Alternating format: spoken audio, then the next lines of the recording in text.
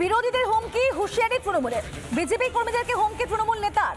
বিজেপির দলীয় পতাকা বাতলে ছবি তুলে রাখার হুমকি দিচ্ছে সবঙ্গে তৃণমূল নেতা জয়দেব পাল। মানে এই হুমকি হুঁশিয়ারি এগুলো যেন থামার কোনো রকম ভাবে না মানলে।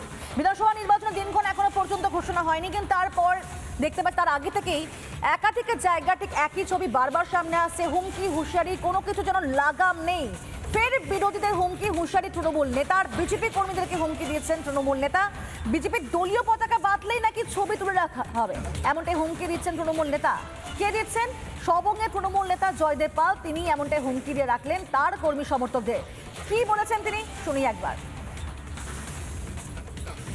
তারা মাথায় শুধু রাখবেন, আমাদের সমস্ত তৃণমূল কংগ্রেসের নেতা কর্মীদের পঞ্চায়েতদেরকে অনুরোধ করব, যারা যারা এলাকায় ফ্ল্যাগ প্লেটস বিজেপির বানবে তাদেরকে একটা ফটো তুলে রাখবেন।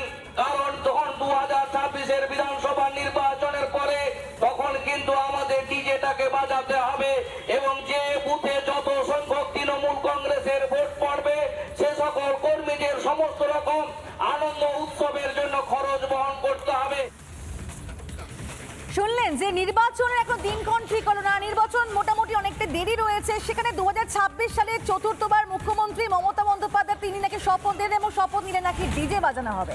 আর যে সমস্ত বুথে যত তৃণমূল ভোট পড়বে সেখানে নাকি আনন্দ উৎসবের সমস্ত খরচ আবার বিজেপি কর্মীদেরকে বহন করতে হবে, এমনটাই বললেন তৃণমূল নেতা বিজেপি জেলা সভাপতি তন্ময় দাস। তিনি কি জানিয়েছেন শোনাবো।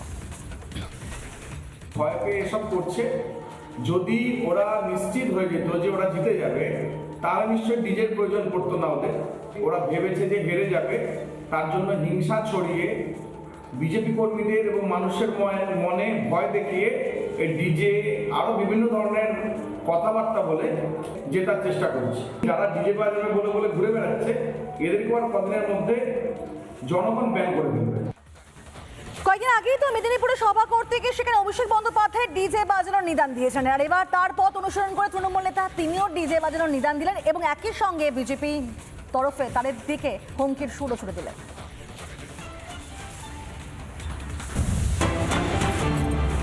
নানা ধরনের কন্টেন্ট দেখার জন্য লাইক করুন, শেয়ার করুন আমাদের ফেসবুক পেজ, সাবস্ক্রাইব করুন আমাদের ইউটিউব চ্যানেল। পাশাপাশি অন্যান্য ব্রেকিং নিউজের জন্য অবশ্যই চোখ রাখুন রিপাবলিক বাংলায়।